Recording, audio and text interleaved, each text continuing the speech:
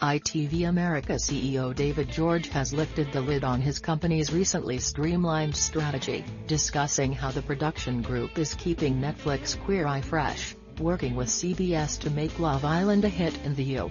and finding his next non-scripted hit. George was promoted to the top job in January following the departure of Brent Montgomery and has spent the first 9 months in the role streamlining its production labels, including Left Field and ITV Entertainment, as well as balancing the slate of original creations and ITV formats as it continues in a state of constant development in an ever-changing marketplace. Primarily, Pawn Stars producer Left Field will concentrate on male-skewing projects, ITV Entertainment will focus on big entertainment formats, Sirens will stay female-focused, High Noon will keep renovating in the property and lifestyle genre, while recently launched true crime label Good Caper will look to take advantage of the continued boom in the genre with projects from the likes of Law & Order creator Dick Wolf and O.J. Simpson prosecutor Marcia Clark. When I took over, I looked at the entire portfolio and thought the best thing for buyers is to be buying from the best in class and the people that can execute in those genres.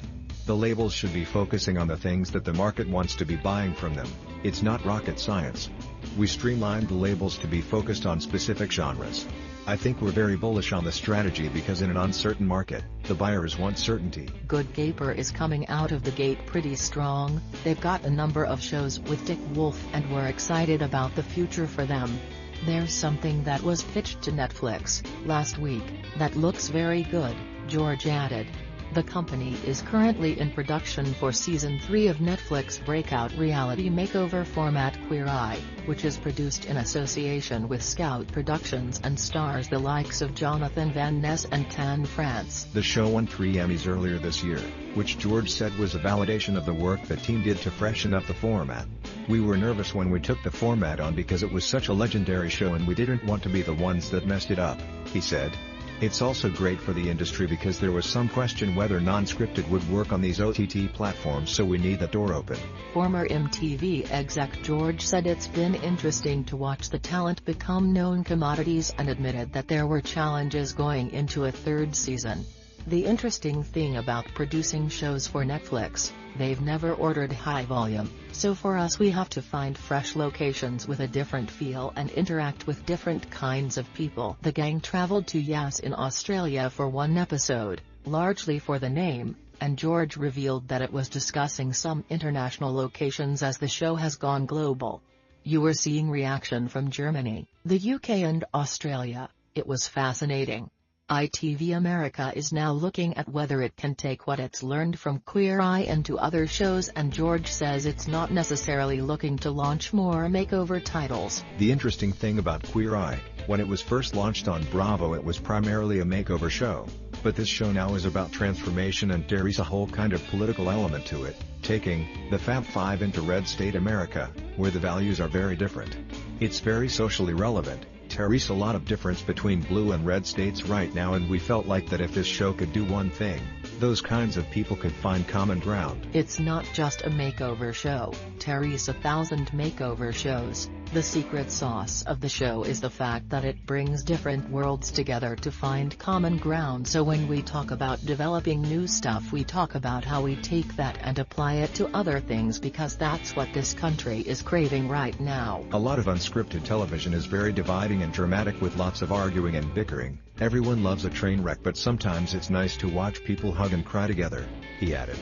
Talking of hugging and crying, ITV America recently scored a major deal to remake breakout British reality series Love Island for CBS. George admitted that adapting the show, which features a group of beautiful, young singletons living together and coupling up in order to win a cash prize, is a tough act to follow.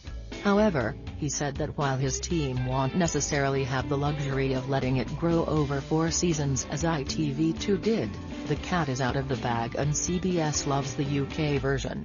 So, they want a lot of what the UK is doing brought over here with a U sensibility. We are staying pretty true to the format.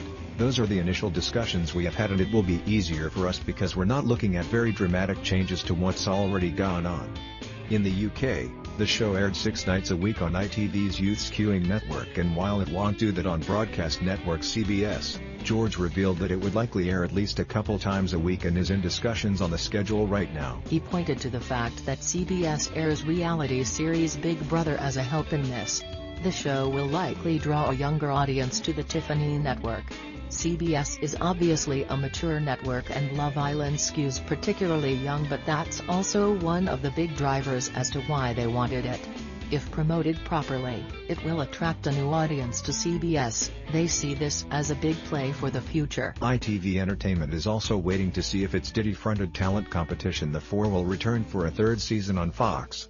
While George admitted it wasn't getting massive numbers yet, it was solid when total eyeballs had been taken into account. Earlier this year, as part of ITV's annual results, the company revealed that it was working with Netflix on Dark Web, a multi-part documentary series looking at the part of the internet not indexed by search engines that features people selling all manner of illegal wares. However, George told Deadline that the show was not moving forward at this VOD platform due to legal complications. "We've got a different version that we think is a little more legal friendly, and we are preparing to take that out to the marketplace," he revealed.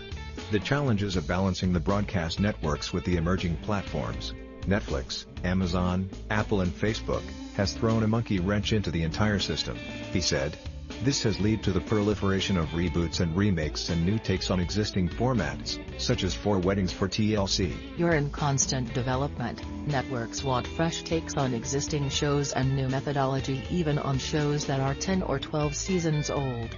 You have to keep your eyes on the prize with existing shows, but then also have to make sure you're launching new IP, which is really tricky in this marketplace because it's crowded and known IP is getting more traction than new ideas. It's easier for a network exec to take a chance on something that has worked than on something that needs a ton of promotion and marketing, he added.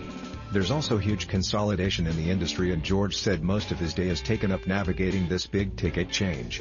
"I can't think of a conglomerate at the moment that isn't going through some specific seismic change," he said, pointing to AT&T's purchase of HBO owner Time Warner, and mergers between Disney and Fox and Discovery and Scripps, as well as the possibility of CBS and Viacom. It's a very interesting time in the business because the model is trying to figure itself out, and that trickles down to the production sector and it hurts us and becomes harder to make projections. "We're fortunate that we're ITV. We've got a lot of great things going for us, but when I look at some of these mid-range companies, I feel for them. It's going to be hard for companies with 3 or 4 shows to stay in business." George will be at MIPCOM in Cannes next week to meet his ITV colleagues, including producers from around the world, as well as hunting down the next diamond in the rough format that can act as the next The Four, which was based on an Israeli show. "We need to be more of a part of the international market. The U.S. is the biggest content buyer out there, but we're in a bit of a bubble. The rest of the world functions completely different to us, so it's good for us to experience that," he added. What do you think about it? Share your opinion in the comments below the video. And also subscribe to the channel not to miss new, interesting videos.